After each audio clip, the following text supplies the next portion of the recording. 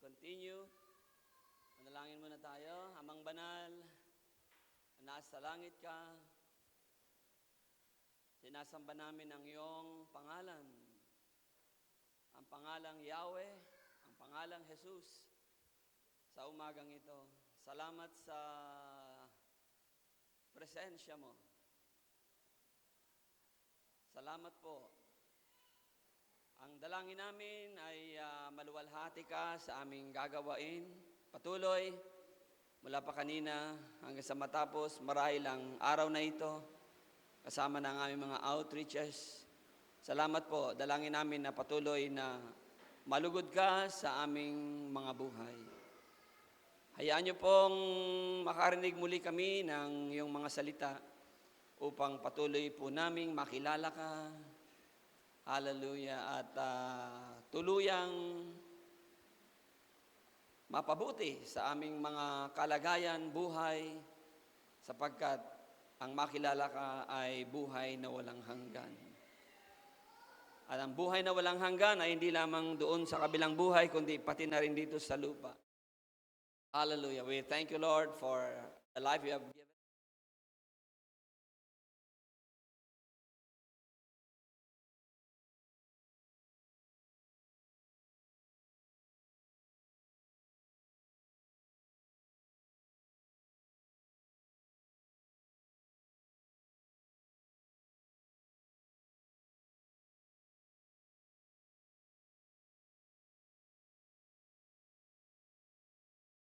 God, no?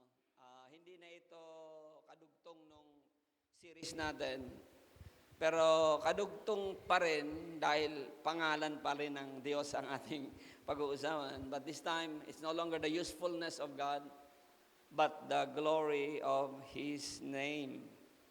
Amen. Ang kaluwalhatian ng Kanyang pangalan. Amen.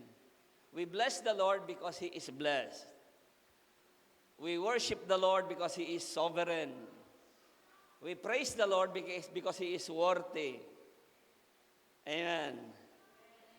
And we thank the Lord because He is good. His name is good, and His name brings usefulness to every one of us. That's why we thank the Lord. Now, we give God a glory, amen, because He is glorious. His name is glorious. Amen. Hindi tayo nagbibigay ng anumang mga magagandang papuri sa Diyos na hindi niya ito taglay. Amen.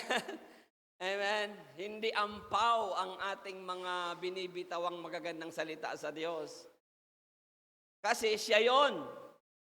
Amen. Pag sinabi mo yung katabi mo maganda ka, guwapo ka, talaga namang guwapo siya. Talaga namang maganda siya. Amen. So ganun din po sa Diyos. Hallelujah. Because the name of God is everything actually. Kaya nauubusan nga tayo ng salita para bigyan ng magandang parangal ang Diyos, sapagkat God is everything.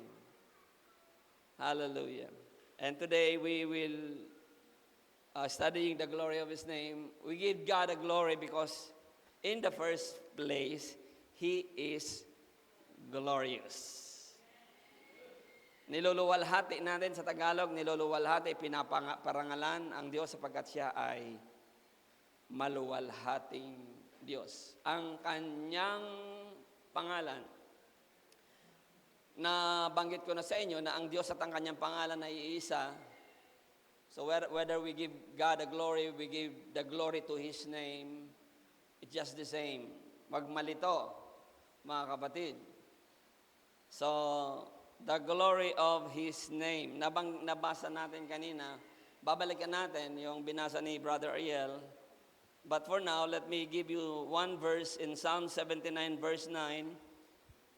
Help us, O God of our salvation, for the glory of Thy name. No?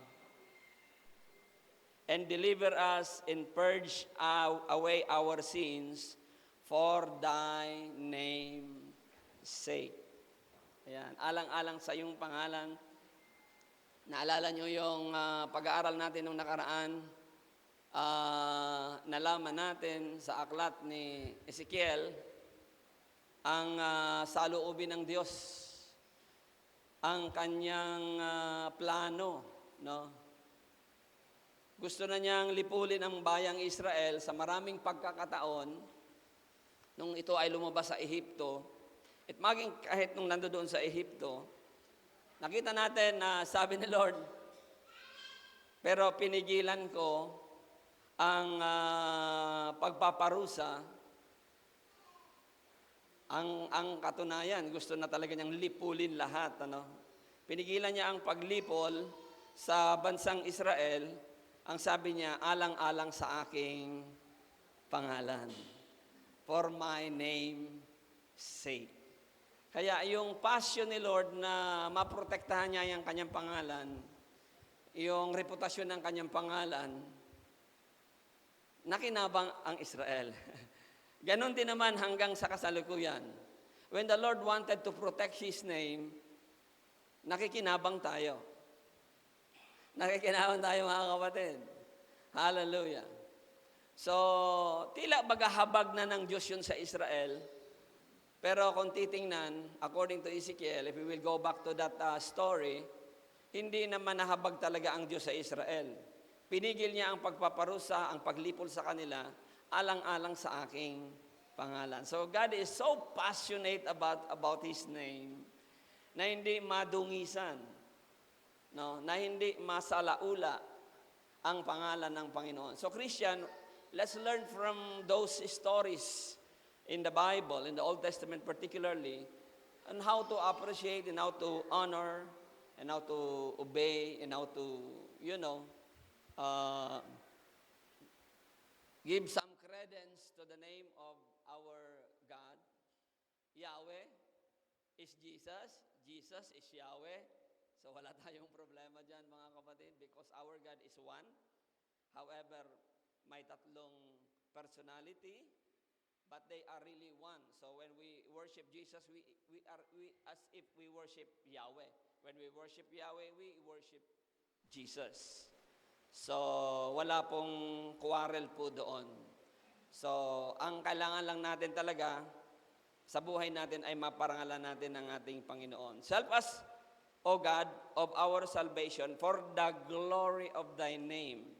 The psalmist know perfectly, alam niya na ang lahat ng pagliligtas ng Diyos sa buhay nila bilang mga Israelita, pagliligtas ng Diyos, it is all for the glory of Thy name.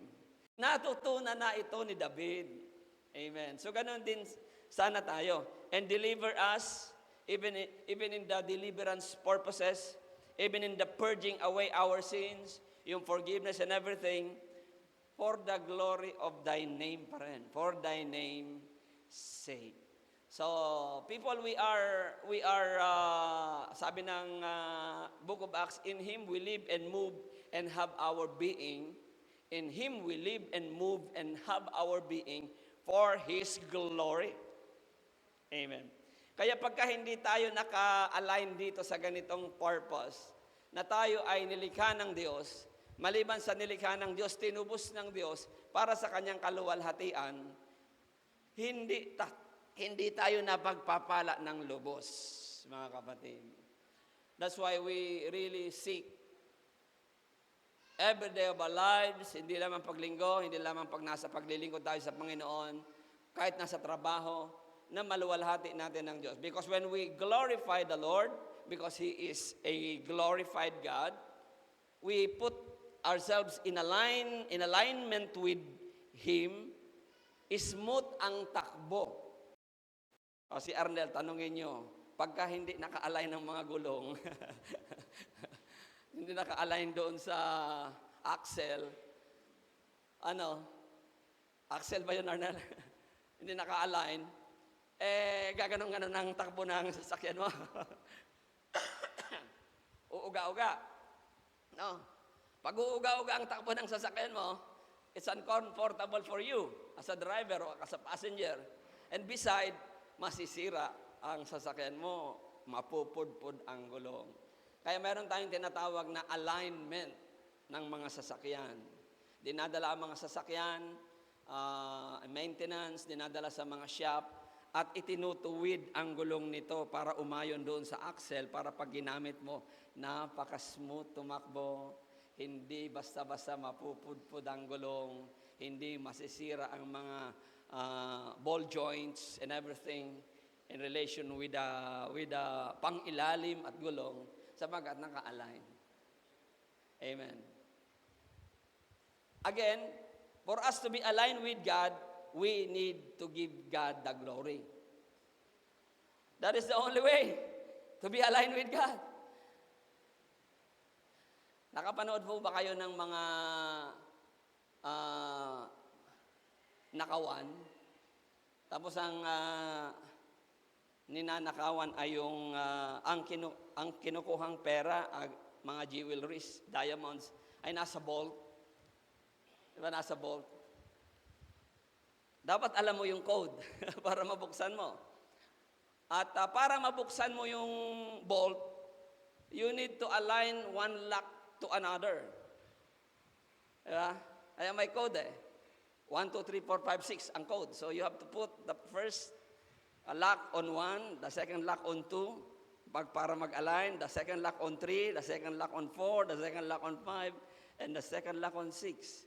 Pagka na-align yun, bubukas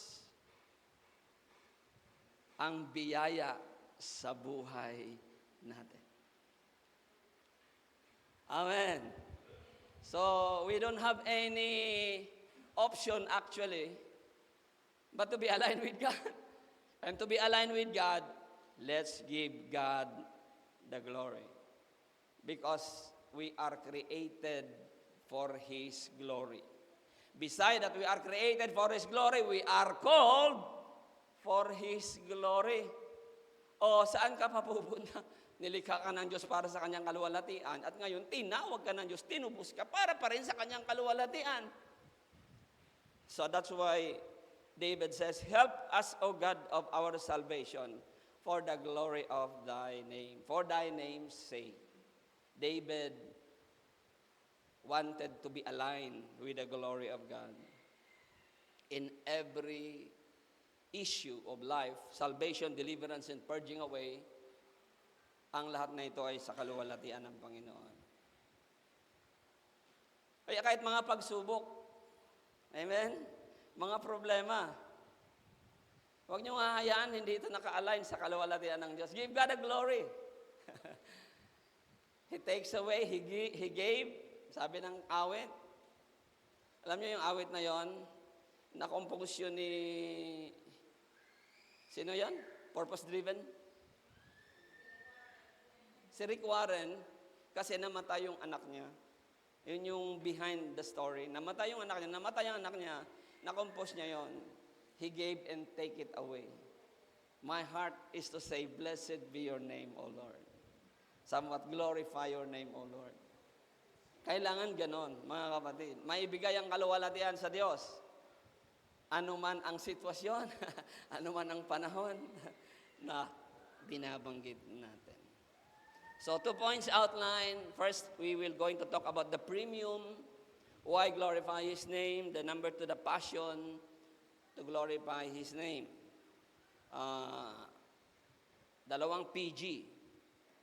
The premium, why glorify His name. Then, the passion to glorify His name. The premium, why glorify His name? Bigyan ko muna kayo ng definition ng premium. Ano ba yan, pastor? Yung gasolina ba yan? Premium. No, when we say premium, the word premium generally refers to something of exceptional quality. No? Exceptional quality. Or an additional amount of value, price, or payment. No? God is valuable, exceptional in quality, the Lord.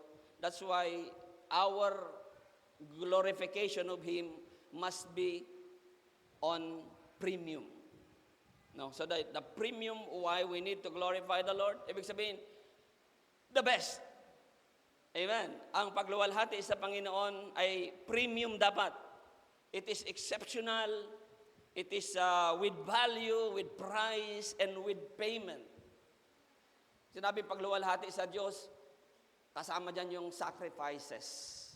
Because you can only worship the Lord with all of your heart, even in time of, you will be able to worship the Lord with all of your heart when you are good, even if you are not good, when suffering sacrifices are needed. So, walang pinipili. Pag sinabing premium, mayaman ka, mahirap ka, dapat premium ang pagbibigay mo ng kaluwalhatian sa Diyos. Ibig sabihin, the best. Exceptional in quality. No? Yung pananambahan sa Panginoon. Kumusta yung pananambahan natin sa umagang ito? Is it exceptional? Is it premium? Ano ang kapalit ng hindi premium? Regular. Tama ba? Sa gasolina, Arnel? Regular. Oh. So, ano yung pananambahan natin sa umagang ito? Regular or premium? O, kayo nakakaalam naman. Kung regular yung... Pero if you came late, ay palagay ko regular. If you do the best, worship the Lord. Alam nyo yon. You are on a premium why you glorify the Lord. Psalms 115 verse 1, not unto us, O Lord, says, not unto us, but unto thy name give glory. So again, David knows perfectly to be aligned in the glory of God. Now unto us, O Lord, not unto us. So, kung ang pinag-usapan natin kanina, purging, salvation, but this time, David is saying, not unto us, O Lord, not unto us, everything in Him, but unto thy name give glory. Amen. Give glory. Glory to God. For thy mercy and for thy trust say. Ang salitang glory kasi, according to the Hebrew, the next slide, let me give you what glory means. Ang salitang glory ay sa Hebreo ay kabud. Kabud. The slide, the picture, yan. Kabud, yan yung Hebrew letters. Ang ibig sabihin, kabud. Ang kahulugan niyan ay glory. So, yung mga binasa natin kanina na may salitang glory, sa Hebreo, kabud. No? Ang ibig sabihin, glory. And the meaning of that, sa Google AI, sabi ng Google AI, in Hebrew, glory is primarily translated as kabod. Sinuportahan ng Google AI yung unang larawan kanina, pronounced as kabod. No? Kabod, kabod. Rooted in a word meaning heavy. Say heavy. Or weight. No. It biblically denotes importance, honor, and the tangible, awe-inspiring presence of God. So pag sinabi natin the glory of God, or the presence of God, the presence of God is tangible. Paano ibig sabihin ng tangible? The glory of God is tangible in the Bible. Nararamdaman. Amen. Bakit nararamdaman? Kasi ang glory ng Lord and God Himself is heavy. Kasi yun ang ibig sabihin ng glory, bigat. Kaya nararamdaman natin. Ang hangin ba may bigat? Mga scientist dito. O si Brother Roy, scientist siya. Ang hangin may bigat. Ano? Kaya ang presensya ng Diyos, lalo na yung kanyang pangalan, may bigat. When you say the glory of His name, yung bigat ng pangalan ng Diyos. Hindi yung bigat na, uy, bigatin ka na ngayon. Bigat mo na ngayon. Ano bang ibig sabihin pag sinabi natin, bigatin ka na? Asensado na. Pero siguro may kinalaman din doon sa bigatan na kasi pag asensado ka na, may mga ginto ka na sa liig, may mga may mga relo ka na, may mga kung ano nung at bumibigat ka na talaga, literally. Tama. Bumibigat, may kotse ka na. Aba, bumibigat na talaga. No? Mabigat na, may bahay na, mas mabigat na. So pag sinabing bigatin, talagang bumibigat. Kaya si Lord, bigatin si Lord. Ang pangalan niya, bigatin, mabigat. Iyon ang ibig sabihin ng glory. The kabod of His name. The glory of His name. That is why people, Christian, we are able to feel the presence of the Lord kasi may bigat ang kanyang pangalan. Amen. May bigat ang kanyang pangalan. Heavy or weight. As in literal na bigat. Ano? Literal na bigat, katulad ng hangin na mayroong bigat. At ito, sabi ni Kendall Langford, the reason we are commanded to honor God's name, according to him, because the name of God, God's name is a paralyzing heavy. Sabi niya, he used the word paralyzing heavy. Because God is infinite, glorious, He is crushing heavy, insignificant. His name, being holy and glorious, carries with it an unbearable weight that will either lighten those who honor it or crush those who treat it with flippancy. Ang pangalan ng Diyos natin ay mabigat. Yan ang sinasabi niya. And it's not only mabigat, according to him, a paralyzing heavy. Paralyzing heavy. And it is crushing heavy.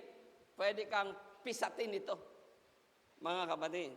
So heavy in significance, according to him, and it carries an unbearable weight that will, pagka sumunod ka sa Kanya,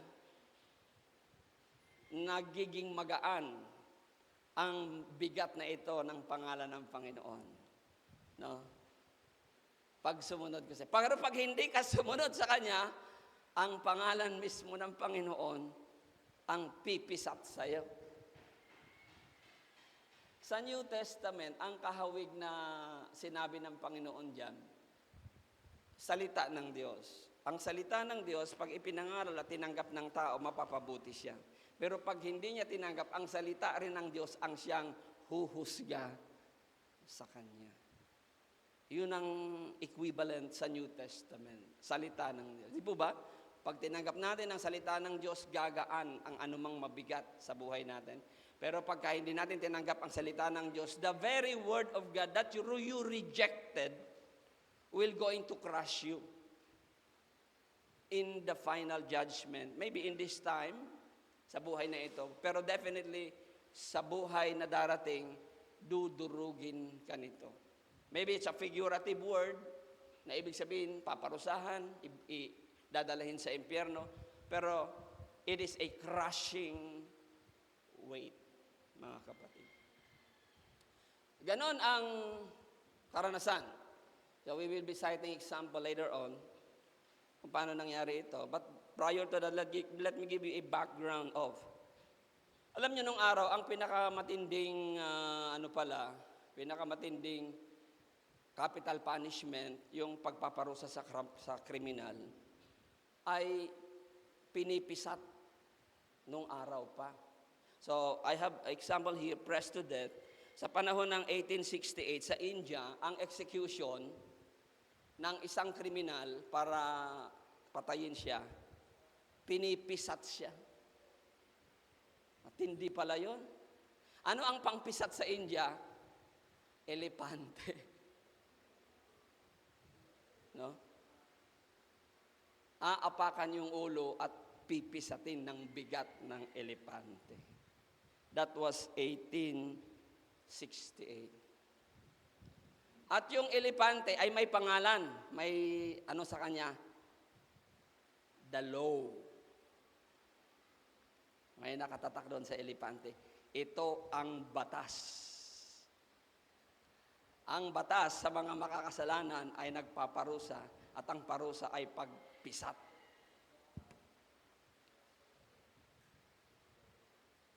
Sa bigat ng batas. Ayun ang, pero ngayon, iba-iba ng pamamaraan. Sa panahon ni Kristo, pagpapako sa krus. Di ba? Even the oldest po yun, yung kasi, ito ay 1868. Lethal injection, electric chair, firing squad. Yan ang pinapatay yung mga kriminal, yung talagang guilty. Pero there is a point in time in history na ang kriminal ay pinapatay sa pamamagitan ng pagpisat. Mayroon pang isa sa Amerika in 1690, mas earlier ito. Siguro nakakuha ng idea yung mga India sa mga Amerikano. Ang paraan naman nila ng pagpisat, nilalagyan ng kahoy yung katawan ng kriminal, tapos yung mga mambabatas, naglalagay ng bato pa isa-isa doon sa kahoy na iniligay. Hanggang sa hindi na makayanan nung bigat ng kriminal at siya ay mapipisat. No? Yung mga mambabatas. So, Giles Corey was pressed to death during the Salem witch trials in the, may kinalaman pa ito sa mga witch trials, in 1690. Hallelujah. Pero, sabi ni Langford, yung bigat na ito sa mga sumusunod, magaan. Pero sa mga hindi sumusunod, pipisatin ka nito. Ang pangalan ng Panginoong Hesukristo is kabud. No? Ang pangalan ni Yahweh ay kabud. May bigat na equivalent kasi that was the Hebrew kabud. Weight or somewhat heavy. Somewhat heavy. Don't you know Isaiah 53 verse 10, gumamit ng salitang crushing din, pero kanino ginamit? Kay Jesus Christ. Isaiah 53 verse 10. Sabi ng isang article, The Depth of Grace, yet for those in Christ, the weight that should have fallen upon us was placed upon Him instead. Yung bigat na ipapatong sana sa atin, dahil sa sinalaulan natin ang pangalan ng Panginoon, mabigat ang pangalan ng Panginoon, kay Kristo napunta. In Isaiah 53 verse 10, the cross was not only a place of physical agony, but the divine crushing. Declares, but the Lord was pleased to crush Him, putting Him to grave. So, ginamit ang salitang crushing ni Isaiah in 53 verse 10. Yung pagkapako ni Lord sa krus, sa isang talata, 53 verse 10, ang tawag doon ng Lord, crushing. Pagpit-pit, pagpiga. So, lahat naman ng capital punishment, pagpiga. Pagpiga, talaga you will be purged, you will die, whatever means it is. Pero literally, yung pinakita ko sa inyo mga picture, yun talaga ay literal na pagpiga. At si Lord din naman pala ay, according to Isaiah, ay pinitpit. Pero yung pamamaraan ay pagpako sa krus. Kayo, kung tatanungin, anong gusto nyo? Pako sa krus o pit-pit? Dadaganan kayo ng bato. Paunti-unti. Hanggang sa di mo na makayanan ang ipinapatong na bato. Sa atin dapat yon. But Isaiah says, sa halip na tayo ang pinitpit, si Lord ang napitpit, alang-alang sa atin. Now, as I promised, I will going to give you example. In John 18:3-6, John 18:3-6 says here, isinama roon ni Judas ang ilang mga bantay. Pinagkaano ni Judas si Jesus, tapos dadakpin na siya, around 300 to 600 soldiers ito. Overkill. Alam niyo yung salitang overkill? Isa lang naman yung dadamputin. Pero 300 to 600 yung sundalo. Parang naririnig ko yan nung nakaraan. Isang batalyon na nakapaikot. Isa lang naman nahulihin. Overkill daw. Pero the authority wanted to make it a point na hindi talaga sila malulusutan. Pero sad to say, nalusutan tayo. Sa dami ng nakapaikot na mga pulis. So, practice na pala yun nung araw, no? Well, siguro sinasabi nila, hindi lang naman si Jesus ang uulihin namin. May mga kasamang yan. May mga kasamang mga taga-sunod, supporter. Supporters na tinatawag. Kaya to make it sure, 300 to 600 according to one commentary. So, dinala ni Judas. Si Judas yung lead ang ilang mga bantay sa templo at isang pangkat ng mga kawal Romano na padala ng mga punong pari at mga pariseyo. May dala silang mga lampara, sulo at mga sandata. Alam na Jesus ang lahat ng mangyayari sa kanya. Kaya't sila ay sinalubong niya at tinanong, sino ang hinahanap nyo? Parang, sino ang huhulihin nyo? Si Bato po. Sino ang hinahanap nyo? And verse 5, si Jesus na taga Nazaret, huli namin. Sagot nila, at sumagot si Jesus, ako yon. Si Jesus. Si Judas na nagkanulo sa kanya ay kaharap nila noon. Nang sabihin ni Jesus na ako yon, napaurong sila at bumagsak sa lupa. Around 300 to 600 soldiers. They are mighty soldiers. Roman soldiers. Sino hinanap nyo? Nang sabihin ni Jesus, I am that I am. Yung bigat ng pangalan ni Jesus Christ were able to push back the soldiers backward, and they fell down on the soil by just mentioning His name. Ako si Jesus. Wow. But to those who follow Jesus, it is not crushing upon them. But to those who will going, to dishonor and disrespect Jesus, just like the Roman soldiers, because they plotted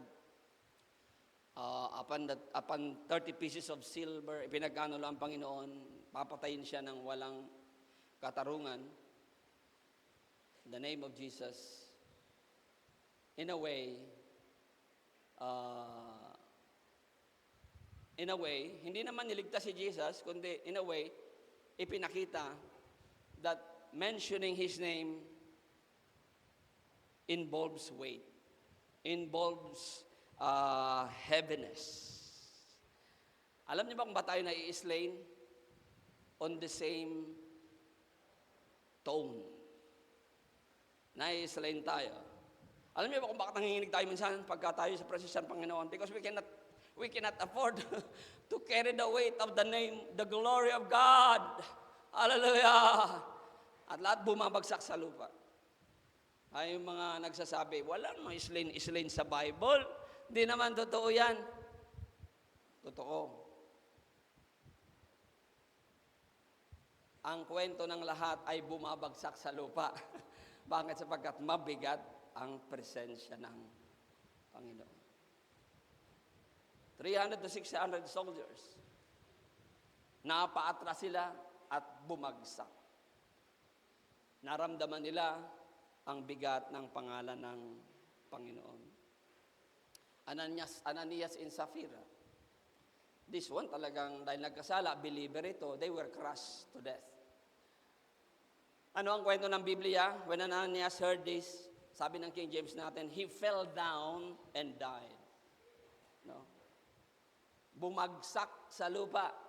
Hindi nakayanan ng bigat ng pangalan ng Panginoon, kaluwalhatian ng Diyos dahil sa kanilang pagkakasala. Dumating si Sapphira after 3 hours, Sapira, ito bang binigay sa akin ni Ananias? Ito ba yung pinagbilhan ng lupa ninyo? Yan po. Nagkutsabahan kayo ni Ananias at that moment, nang sinabi ni Pedrong nagkutsabahan kayo, she fell down at his feet and died. The same manner, bumagsak sa lupa. Hallelujah. Because really the name of the Lord carries weight. And it will crush somebody who will not onto a commitment to honor His name. Si Ananias si Sapphira kasi namatay, gawa nung sila ay believer. Yung mga sundalo, napaurong, bumagsak, sapagkat sila ay mga unbeliever. Probably they were given a chance. Kaya mabigat ang parusa ng Diyos sa sa mga mananampalataya. Amen? Kaysa sa hindi mananampalataya. Ang ibig kong sabihin, inuuna ng Lord, judgment begins in the house of God. And at the same time, parang alam mo kasi ang katotohanan at ikaw pa yung sumalangsang, mas mabigat. Kaysa doon sa hindi alam ang katotohanan at sumalangsang, may forgiveness. Especially if we believe are intentionally doing that. No? Kaya nga, binibigyan ni Pedro sana ng chance. Yung mag-asawa by confronting. Ito ba yung pinagbilhan? Sabi ni Ananias, pagkakataon na sana. Amen? Ay hindi po. Kaso they intentionally lied to the Holy Spirit. Lies to the Holy Spirit, to Peter. That's why the crushing heavy of the glory of God. Bakit sanabi natin na glory of God? Kasi nung panahon yun, mga kapatid, napakalakas ng manifestasyon ng banal na Espiritu. Amen. 3,000 sa isang pangangaral, 3,000 ang naligtas kaagad. Imagine that. Yung 120 disciples, nabautismon sa Espiritu Santo, nakakita sila ng apoy na bumaba. And they spoke in tongues. Grabe ang manifestation and miracle after miracle is following. Marami ang nakakilala sa Panginoon, mga pare. And another 5,000 is believing the Lord because the manifestation of the Holy Spirit is so heavy. That's why anyone who will dishonor the name of God will be crushed by that kind of heaviness. Hallelujah. And in the Old Testament, 2 Chronicles chapter 5, 13, 14. Are you familiar with Shekinah glory? Did you heard about the Shekinah glory? In the Old Testament, yung presensya ng Lord na nagbabantay sa Israel sa pamamagitan ng pillar of cloud, ang tawag doon Shekinah glory. And also that Shekinah glory was able to feel. Naramdaman ito nung mayroon silang activity doon sa templo. Nananalangin si Solomon, sabi niya, for He is good, for His mercy endureth forever. In 2 Chronicles chapter 5, 13 to 14, for He is good, His mercy endures forever, that then the house was filled with a cloud. Gusto natin mangyari yun dito sa ating pananambahan, mga kapatid. Yung nangyari sa panahon ni Solomon, na sila ay nananambahan doon sa templo, mayroon silang activity. Tapos nanalangin si Solomon, then all of a sudden the house was filled with a cloud, even the house of the Lord, the house of Yahweh. Take note, capital L, capital O, capital R, capital D, that is the house of Yahweh. So that the priests could not stand to minister by reason of the cloud, for the glory of the Lord has filled the house of God. Napuno yung bahay ng Diyos ng ulap. Anong nakikita niyo ngayon? Ulap ba? Wala pa, Lord, wala pa. Ang verse 14 sabi, the King James tells us, so the priest could not stand. Sa ibang version, iba na ito Hindi daw makapaglingkod ang mga pari. Ang sabi ng Tagalog natin, dahil sa kaluwalhatian ng Diyos. Pero tinignan ko ang commentary, a reliable commentary. Could not stand means mga nakaupo na lang sila, nakahiga sapagkat mabigat ang kaluwalhatian. ng Diyos. It doesn't mean hindi na makapaglingkod. No. It is literally could not stand. Amen. Hindi na makatayo. Mabigat ang ulap na pumuno sa kanila. And Chronicles is not mistakenly ascribing this. Sabi, it is because the glory of the Lord has filled the house of God. So glory means weight. Hallelujah. Kaya tayo na i-slain sa kaluwalhatian ng Panginoon. Mabigat ang pangalan ng ating Panginoong Diyos. Glorified kasi. No, glorified kasi.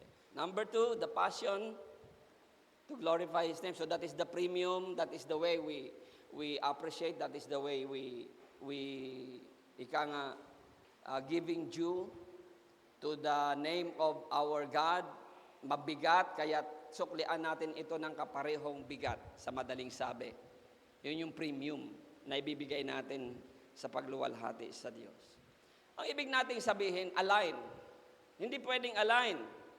Hindi pwedeng di align, mga kapatid. Hallelujah. Kaya the only way to be aligned is to seek God the glory. And the only way to seek God the glory, love the Lord your God with all your heart, with all your soul, with all your mind, and with all your strength. That is the only pangtapat natin sa bigat ng pangalan ng Panginoon. And if you do that, we are aligning with His purpose. Then, as you know, yung naa-align na gulong, malaki ang pakinabang sa sasakyan. As you know, pag yung naa-unlock na kaha de yero, maraming biyaya ang pwedeng makuha. Mga kapatid. So, hallelujah. Sino na narito ang nagsanla? Taas ang kamay, huwag mahiya. Nagsanla ng ginto, relo, cellphone. Yung iba, hindi pa kayo naka-experience magsanla. O kaya kahit ano, title, sasakyan, wala pa? Taas ulit ng kamay ng nagsanla. Nakapagsanla na. Oh, praise God, yung mga kabataan natin may pera. Hindi sila nagsasanla. Brother boy. Wala siya. mamaya pa. Cellphone. Yung cellphone, tinatanggap ng mga sanglaan, di ba?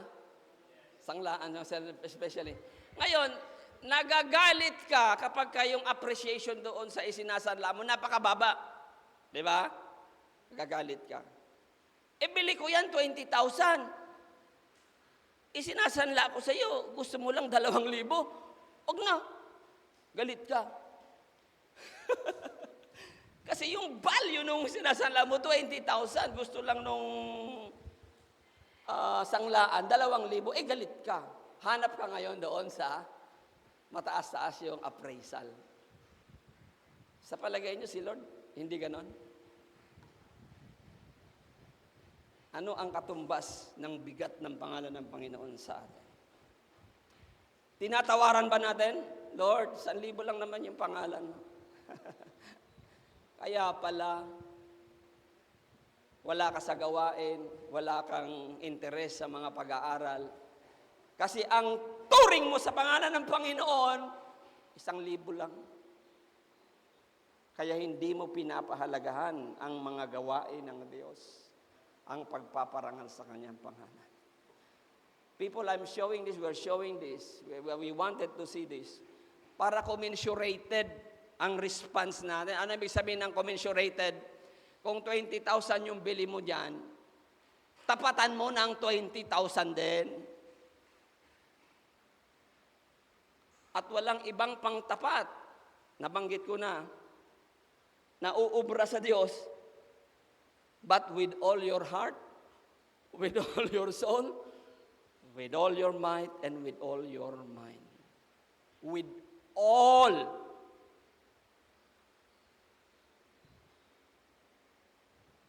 Huwag baratin ang Diyos.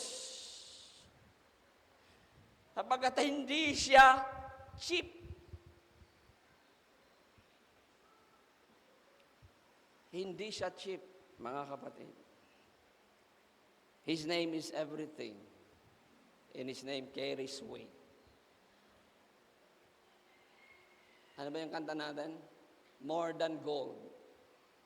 More than silver. Lord, you are more precious than silver. Sino kumakanta niyan? Ako po, Pastor. Pero kumusta ang appreciation mo doon sa more than gold and more than silver? Kumusta ang ating appreciation? Kasama ako diyan, mga kawan. Lord, you are more beautiful than diamonds, and nothing I'll desire compares with you. Mabuti pa yung lyrics na appreciate kung sino si Lord. You are more beautiful. You are more than silver, more than gold. Minsan, nasa lyrics na lang tayo. Ano po? So, let's put premium. Then, we move on to the passion to glorify His name. God, nabanggit natin, is so passionate to protect His name. Naalaman natin doon sa Ezekiel. Kaya, in return, nakinabang tayo. In return, parang naawa na rin ang Lord sa atin. Ganun po yun. Bagamat prinotektahan niya ang pangalan niya, but there are verses that says, God, show mercy to Israel. So, yung pagprotekta kasi ni Lord sa kanyang pangalan, kaya hindi sila pinarusahan, lumalabas na habag na rin po yun ng Diyos sa Israel. So, with us today. The passion to glorify His name, God is so passionate to glorify His name. Amen. Isaiah 43:7, even everyone that is called by my name, for I have created him for my glory. No. Revelation 4 verse 11, we are all created for His glory. That is the creation purpose. The creation and the purpose of creation, it is for the glory of God. Because His name is glorious. Hallelujah. In John 12, ito na yung binasa natin kanina regarding the passion to glorify. Tinuturuan tayo na magkaroon ng passion na i-glorify si Lord. Magkaroon tayo ng passion by giving premium to who He is. What is His name? Ngayon, nahihimok tayong bigyan ng kaluwalhatian ng Diyos sapagkat siya mismo, may passion siya na luwalhatiin niya ang kanyang pangalan. Dapat matuto tayo sa Diyos. Kasi sapagkat siya mismo, hindi lamang for my name's sake, but also for the glory of my name. Yun yung John 12:27-28. Now is my soul troubled. Sabi ni Jesus, ito na yung natutrouble na siya kasi malapit na niya ipako sa krus. And what shall I say? Sinong kausap niya? Father, save me from this hour. But for this cause came I unto this hour. Verse 28, anong sabi ni Lord sa Ama? Father, glorify Thy name. Because the name is glorious. Glorify Thy name. Then came there a voice from heaven saying, I have both glorified it and I will glorify it again. Ang sagot ng Ama sa Kanya. Niluwal, Ama, luwal. Ba't ganun yung concern ni Jesus? Iligtas mo ako, Lord. Bagamat sinabi na niya yun in one of the accounts. Pero dapat ganun, no? Kasi kailangan ng tulong. Kailangan ng tulong natin. Pag may problema tayo, Lord, help, help, Lord, Lord, help, help. Sino ang mananalangin na, Lord, glorify your name in my sufferings? Only Jesus. Because He is passionate to glorify God.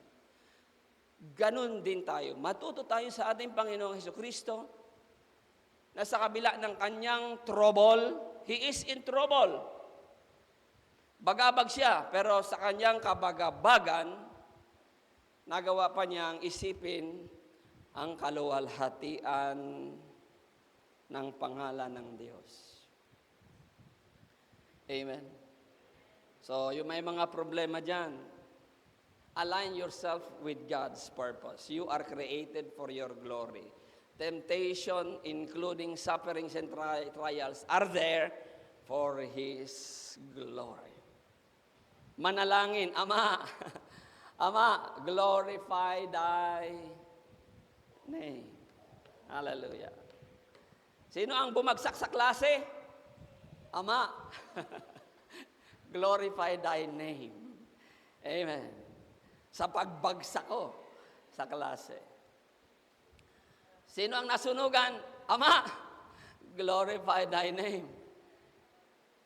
Nawalan kami ng bahay. Ama, glorify Thy name. Mayroon na akong taning sa buhay. Cancer ang sakit ko.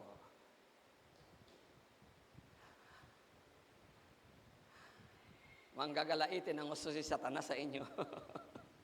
Kasi wala siyang magagawa sa ganong pagkatuto natin kay Hesukristo na hinahanap natin sa lahat ng anggulo ng buhay natin, pati yung sa paghihirap, even when in times of trouble, is the glory of God. Amen. Glorify Thy name in all the earth. Father, we love You. We praise You and adore. Glorify Thy name in all the earth. It has to be like that. Jesus is concerned that the name of Jesus Christ be glorified. Kahit wala tayong pera sa bulsa, amen, seek the glory of God. Seek the glory of God. Ano man ang nangyayari, seek the glory of God. Then a voice coming from heaven. May boses na mula sa langit at talagang iba si Hesukristo sa Ama. Iba ang Ama sa Hesukristo kay Hesukristo. Hindi katulad ng Juanes. Isa lang daw sila. Pero makita natin dito, iba eh. May boses na galing sa langit. Ano ang sabi ng boses galing sa langit? I have glorified it. I have both glorified it and will glorify it again. Bakit I have both?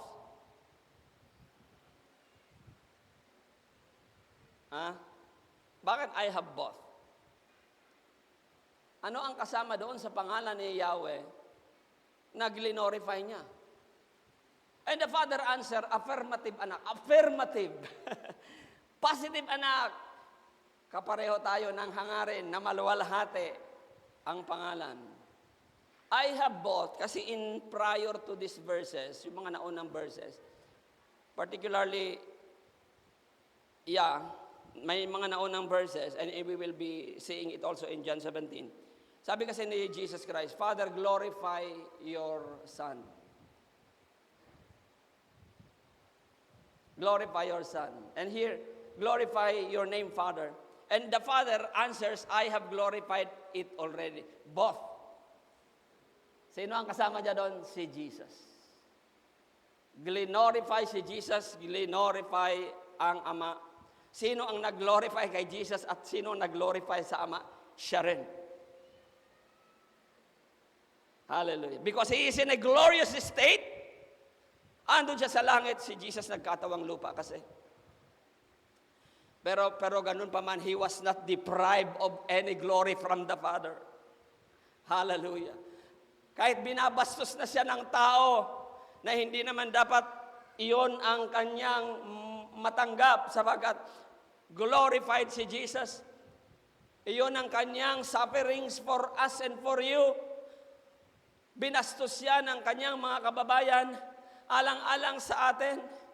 While He is glorified, He was disrespected. He was disrespected and the Lord is in trouble. The Lord is so sad about it because of each one of us. Kaya yung suffering ni Lord, akala natin physical lang, no? It includes reputation, emotional, grabe ang paghihirap ng Panginoon. Kaya sabi ng Ama, affirmative anak,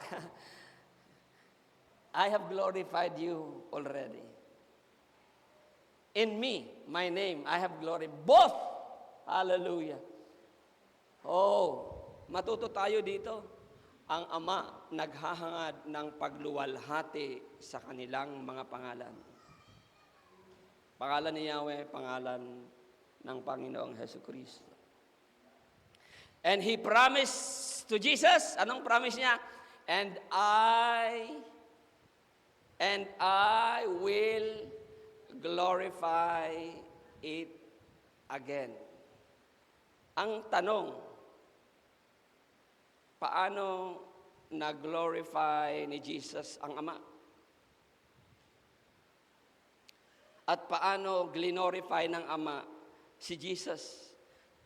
Saang banda ng buhay ni Jesus na nag-glorify ang Ama? Kaya pupunta tayo sa John 17, yung prayer ni Jesus. Sabi ni Jesus, "These words spake Jesus and lifted up His eye to heaven." Nanalangin si Jesus. Puro panalangin ito sa John chapter 17. Kaya kung naghahanap kayo ng magandang, ano bang magandang panalangin, Lord, na ano bang magandang sasalitain, basahin nyo yung John 17. John 17. "These words spake Jesus and lifted up His eyes to heaven and said, Father, the hour is come, glorify Thy Son, that the Son also may glorify Thee." Talagang hindi sila hiwalay. Pag niluwalhati mo ang anak, maluluwalhati mo ang Ama.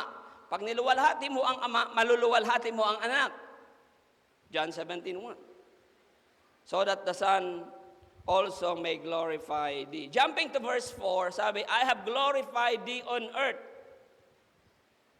On earth, I have finished the work which Thou gavest me to do. Hindi pa siya pinapako dito sa krus, pero nagre-report na si Lord na na-accomplish na niya yung first part. Kasi sabi niya, I have finished the works which Thou gavest me to do. Ay, hindi pa nga siya pinapako sa krus. Paano naman sabi si Lord nagre-report ng mali? Hindi. Yung first part, yung mamuhay siya, isilang siya, mamuhay siyang kasama natin, gumawa ng himala, hanggang sa puntong ito, na siya'y nananalangin, Lord, accomplish. Amen? Accomplish. First part, accomplish. And now, O Lord, and now, O Father, glorify Thou me with Thine own self, with the glory which I had with Thee before the world. And He is requesting yung kaluwalhatian na ibibigay mo sa akin, Ama, dito sa lupa. Yung kaluwalhatian, kaparehong kaluwalhatian ko nung magkasama tayo sa langit. Amen. Oh, how passionate Jesus that He received the glory from the Father. Anong ibig sabihin? Let's give Jesus the glory too. And now, Father, glorify Thou me with Thine own self, with the glory which I had with Thee before the world was. Bago nalikha ang sanlibutan, maluwalhati na ako. Kaya lang talagang hinubad ko ang pagka-Diyos. Pero salamat sa iyo sapagkat, Father, I am not deprived of any glory from you.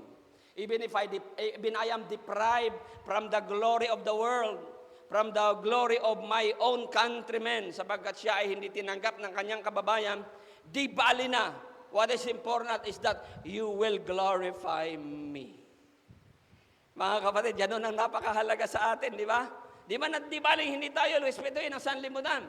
Di baling hindi tayo paboran ng sanlibutan, kilalanin ng sanlibutan. Ang mahalaga, kilala tayo ng Diyos Ama. At tayo din ay niluluwalhati niya sapagkat tayo ay namumuhay na align sa kanyang purpose at sa kanyang kaluwalhatian. Jumping to verse 9, I pray for them. I pray not for the world, but for them which thou hast given me.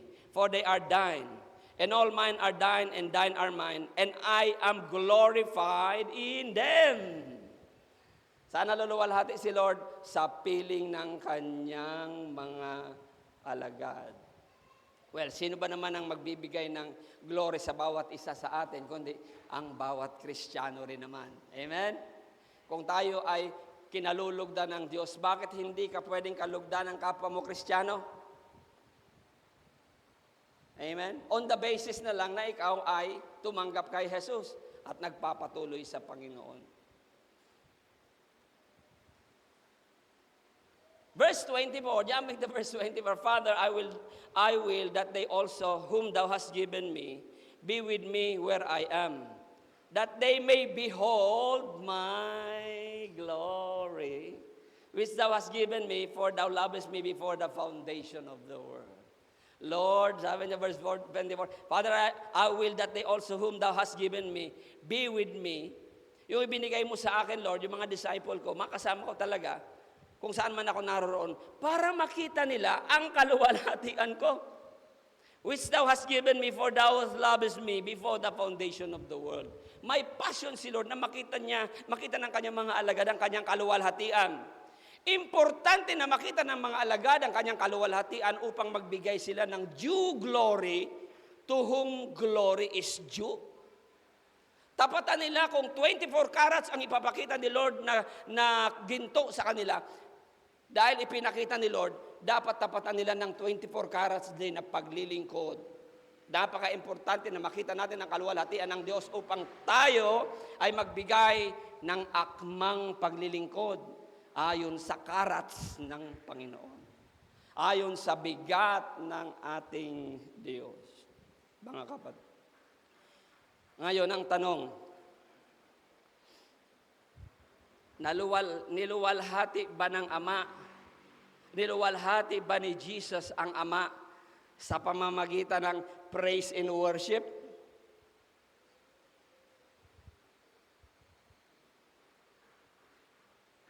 May nabasa po tayo mula nang ipinanganak sa Jesus hanggang sa siya ay nanalangin ng ganito, na siya ay nag-praise and worship. That's the only way to glorify God is to sing and to praise and worship.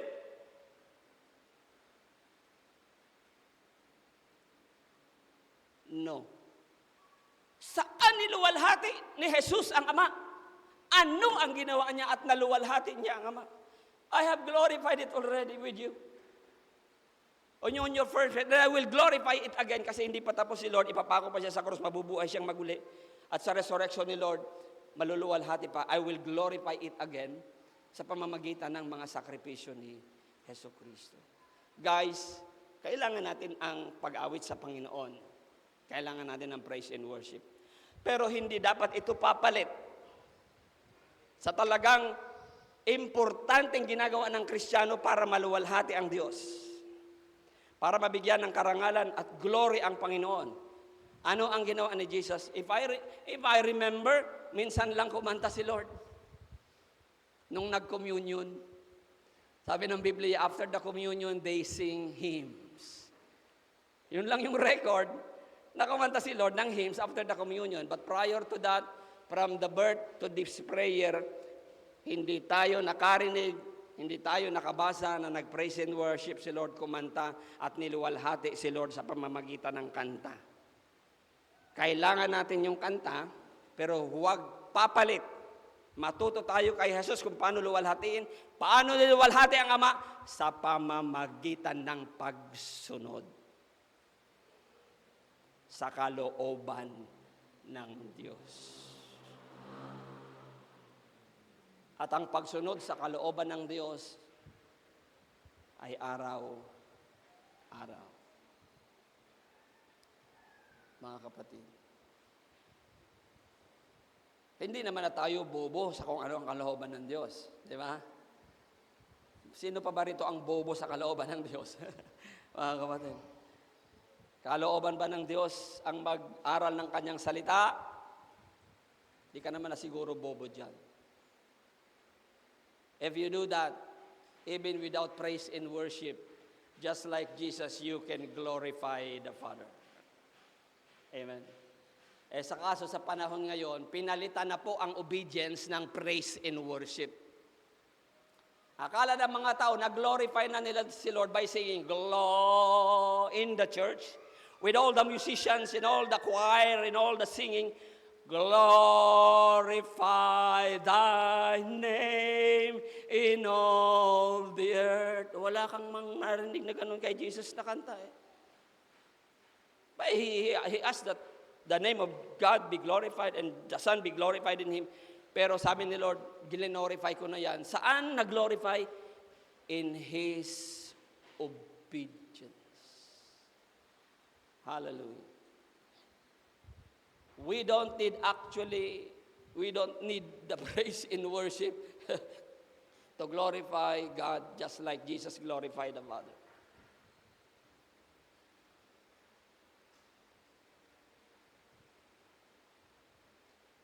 Kadalasan pa nga, natuturuan na maging mapagpaimbabaw ang mga Kristiyano sa pamamagitan ng kanta.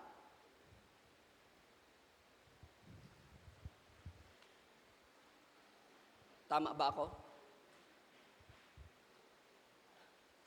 Tinuturuan pa tayo ng praise and worship na magpaimbabaw. Lying.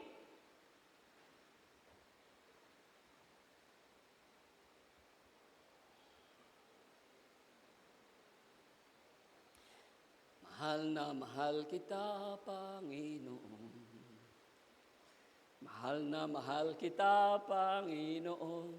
Kailan may di kita ipagpapalit.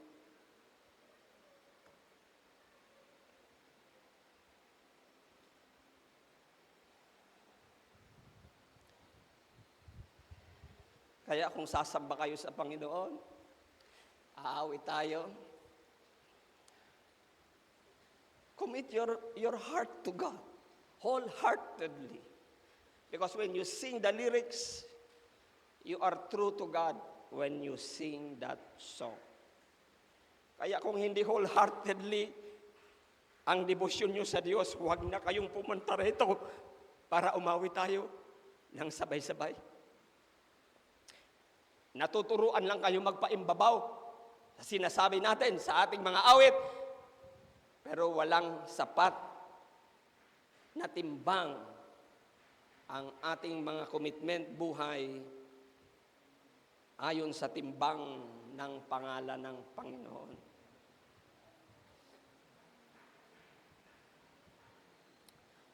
Hallelujah. Mabigat ang pangalan ng Panginoon. It is crushingly heavy. That's why kung may conclusion man mga kapatid, in our conclusion, Psalms 96, 7 and 9, give unto the Lord, all you kindreds of the people, give unto the Lord glory and strength. That is who God is, glorious. That's why give God glory, including the strength, because God is really strong. Verse 8, give unto the Lord the glory due His name. Bring an offering and come into His courts. O worship the Lord in the beauty of His holiness. Fear before Him all the earth. That is the appropriate response to the glory of God. Let's have fear the Lord. Amen. Let's worship the Lord in the beauty of His holiness. Na hindi natin binubula si Lord. Lord, ang ganda-ganda mo. Pero yung aktwasyon natin sa araw-araw, hindi nagsasabing maganda si Lord. We are lying. So I hope the name of God, the glorious name of God, because it is heavily crushing, will not crush each one of us. Hindi nagwiwigil ang buhay natin sapagkat hindi naka-align. Hindi tayo mapipisat pagdating ng araw sapagkat tayo ay nagbibigay ng paggalang at pagsunod sa Panginoon. Iyon ang nagpapagaan. Kaya ang sabi ng mga nakapaligid kay San Pedro ba yun, kay San Juan, napakabigat naman ang mga utos ng Diyos. Sa mga hindi sumusunod, mabigat. Amen. Sino bang nabibigatan sa mga programa ng ating iglesia? Ayaw mo kasing suunod. Pero sabi ni San Juan, hindi. Ang mga utos ng Diyos ay magaan. Wow! Two different perspective. Yung mga hindi sumusunod sa Kanya, ang Diyos ay napakabigat. Gumagawa kasi ng kasalanan eh. Yung mga hindi sumusunod, yung mga sumusunod sa Kanya, hindi mabigat ang mga utos ng Diyos. Sabi ni San Juan. Hallelujah. And so with the name of Jesus. Hallelujah. So that's why the calling, Psalms 96 verse 8, give unto the Lord the glory due unto His name. Tayong lahat ay tumaya. Hallelujah. Nag-prepare si Kuya Beyo ng isang kanta. Kantayin natin ito in response. Hallelujah. As an application. Pero sabi ko sa inyo, kahit wala itong praise and worship na ito, kahit wala itong kantahan na ito, we can be like Jesus, glorifying the Father because He obeyed God the Father from day to day. Alam niya ang kalooban ng Diyos at siya ay sumusunod. Importante, inuuna ang Panginoon. Pero ganun pa man, sayang naman itong drum kung hindi natin gagamitin. Sayang naman itong ating keyboard kung hindi natin gagamitin. Gamitin na rin natin sa kaluwalhatian ng Panginoon. But with a true heart. Amen. Hindi ko na kailangan papuntahin dito sa altar para gawing tama ang puso ninyo. Narinig nyo na ang salita ng Diyos. Hallelujah.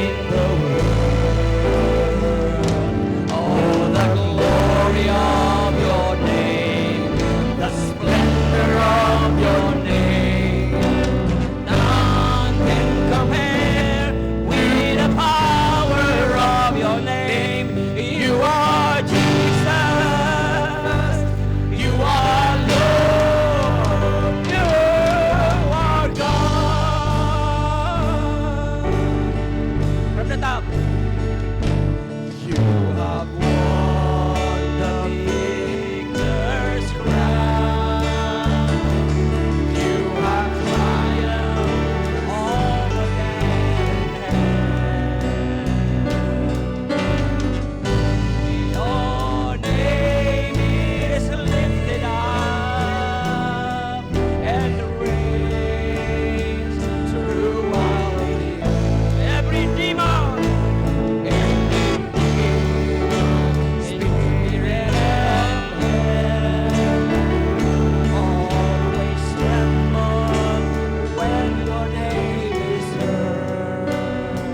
And we are church. And we are church enforce the victory. Oh, the glory.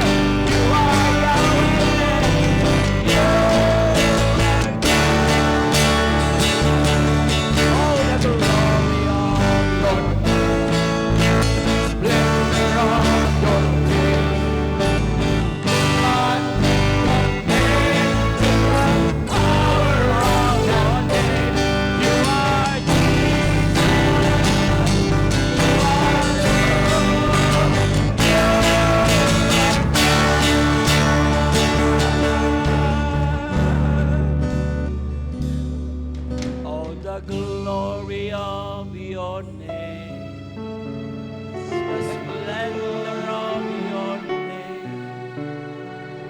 None can compare with the power of your name. You are Jesus. You are Lord.